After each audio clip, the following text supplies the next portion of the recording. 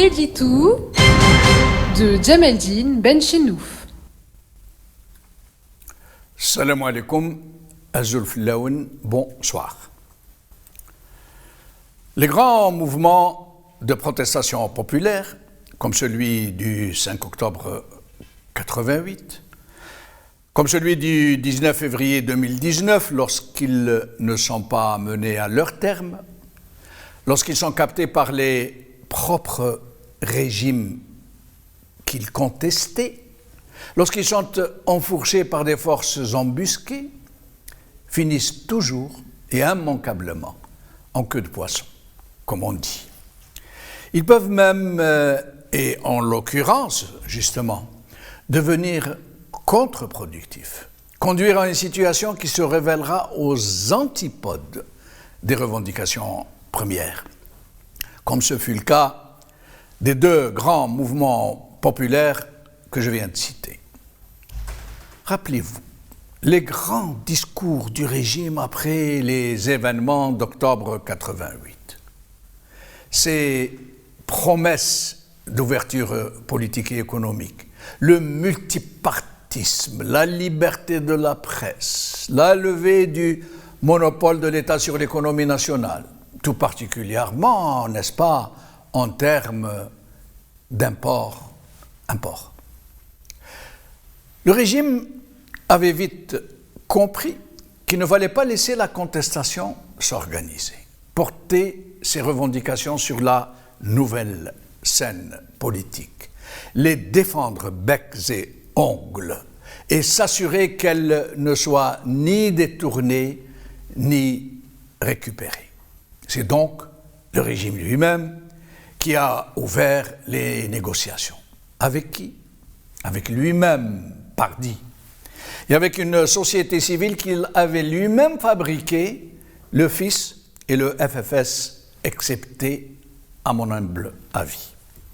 Il avait commencé par agréer une foule d'épiceries politiques, plus d'une soixantaine de partis à qui il avait ouvert les ondes de la télé, tout particulièrement aux plus cocasses parmi eux, comme pour faire regretter le parti unique aux Algériens. Une véritable foire qui avait laissé croire à un certain moment, mais à un moment seulement, à une vraie démocratisation. En parallèle, une presse dite la plus indépendante du monde arabe fut mise sur les rails entièrement aux frais de l'État. Des anciens journalistes du secteur public, triés sur le volet, choisis avec soin, ceux-là même qui vendaient une épaisse propagande aux Algériens, furent sollicités pour lancer des titres, plus d'une centaine. Et ils ont bénéficié de très larges lignes de crédit, de locaux, de véhicules, d'un crédit quasi illimité auprès des imprimeries et encore mieux, une manne publicitaire distribuée par le régime lui-même. Et c'est ainsi que certains journaux, les plus importants, en français et en arabe, avaient plus de 12 pages de publicité, et même plus parfois, sur 24 pages. Très vite, une nouvelle classe de grands patrons de presse qui roulaient carrosses et habitaient de somptueuses villas allait se faire jour. Le truc consistait à opter pour une vraie liberté de ton, pas de presse, de ton. Mais de ton seulement en s'attaquant à des dossiers qui ne touchaient jamais les grands barons ou alors qui entraient dans des logiques de règlement de comptes entre clans opposés. Côté élection, le régime a manipulé comme il pouvait, mais il n'avait plus les mêmes coudées franches, sauf qu'il n'a pas renoncé à la manipulation et à la subversion. Ainsi, pour les municipales qui ont été emportées massivement par le FIS, il a tout simplement mis en branle une réduction du budget des communes islamistes. Et tout aussitôt, l'anarchie et la gestion des cités allaient très vite entraîner une dégradation des villes par manque de moyens financiers. Ce régime poussa encore plus ses méthodes, puisque pour empêcher ces islamistes d'enlever les législatives, il a procédé à un redécoupage électoral chafouin et à une réorganisation des fichiers, opération qui allait provoquer l'inévitable durcissement des positions et des rapports. Des rapports qui étaient jusque-là détendus.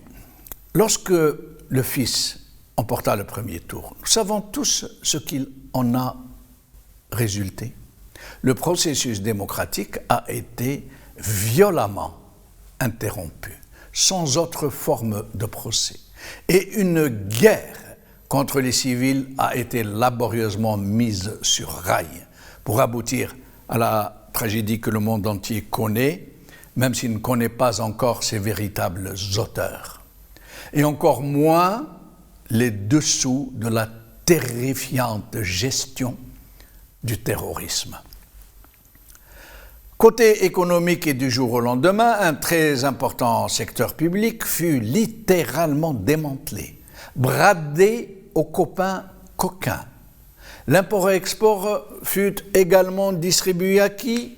Aux copains coquins, qui ne se cachaient même pas puisque nous avons eu droit à Monsieur Médicament, Monsieur Sucre, Monsieur Blé, une infinité d'autres chasses gardées qui ont donné le jour à une nouvelle classe de la bourgeoisie comprador, parasitaire, vampirique, riche en milliards de dollars et qui était servie par une législation sur mesure.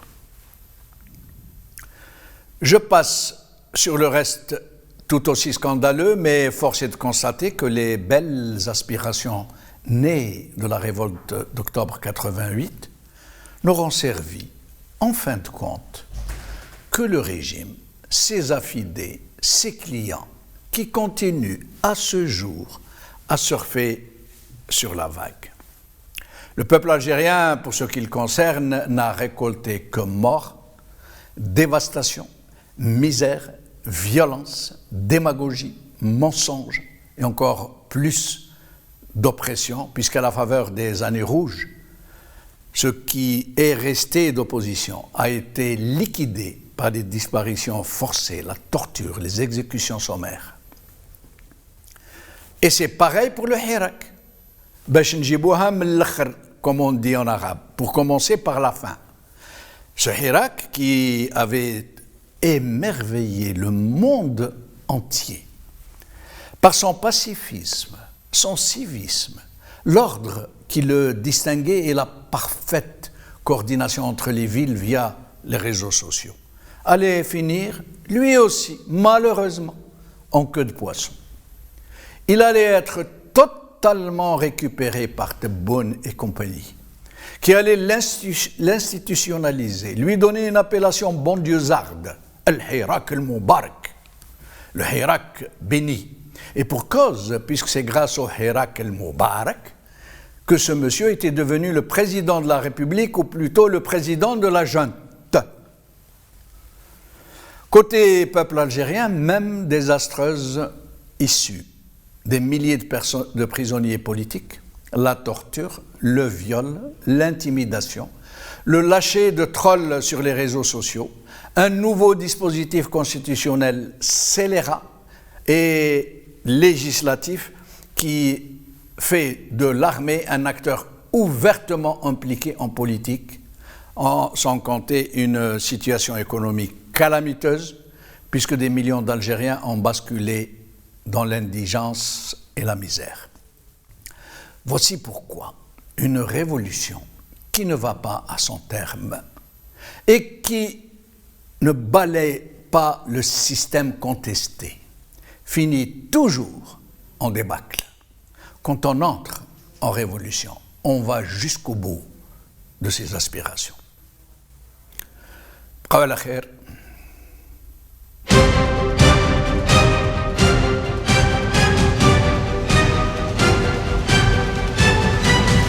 L'édito de Djemeldine Benchenouf.